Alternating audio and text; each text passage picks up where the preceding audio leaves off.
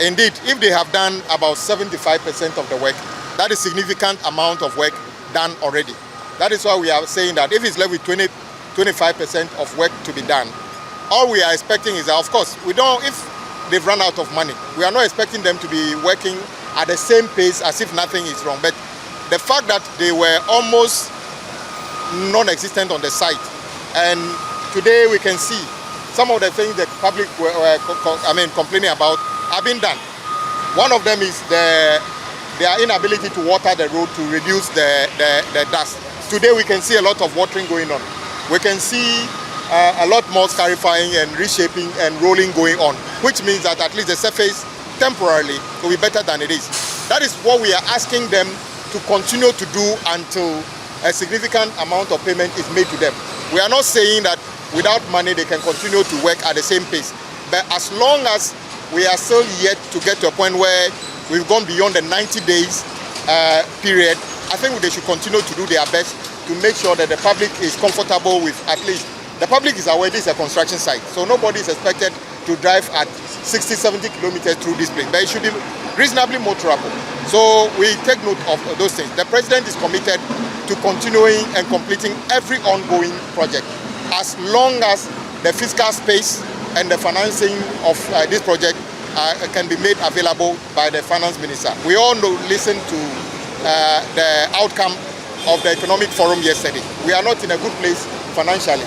Despite that, we are committed to completing projects like this because this is another priority project. So we encourage the contractors and the consultants to continue to work to make sure that in the interval, all these works continue. I can also see that the quality of the concrete work here is good. This is what Ghana wants. This is a wholly Ghanaian company. You have heard me and others argue countless occasions that we believe the Ghanaian contractor is capable of working as much as possible if we support them. So the quality of work we have seen here is good. So far, so good. Don't let my words get your head swollen, and when we live here, you begin to cut corners. I don't expect you to do that. So continue this way so that it gives government the opportunity or the empowerment to continue to give this kind of opportunities to Ghanaian contractors. First point where we met at the Kilometer, we have the railway underpass, and then where we just went past was the Amasaman 3-tier interchange. So this is the first flyover. We have one at mid-year, and you can see that the contractor is actually shaping the road in this area. What the other thing we didn't see initially when we were at the first place was that there are a few other challenges that we didn't enumerate to the minister. At Amasaman, for instance, where we have the 3-tier interchange, there's a lot of issue with compensation, and those compensation has two issues.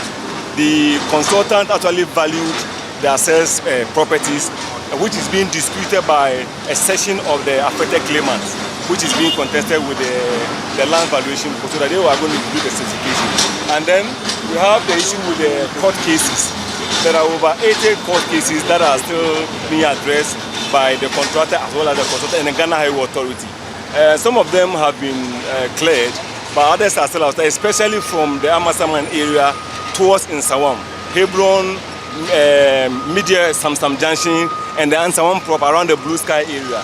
Then we have the issue with the relocations. These are legal issues that have still been addressed by Ghana Highway Authority as well as the Ministry of Roads and Highways. So the issues we have now is the compensation issues, the legal issues, and the relocation, which are actually having a toll on the progress of the works by the contractor side.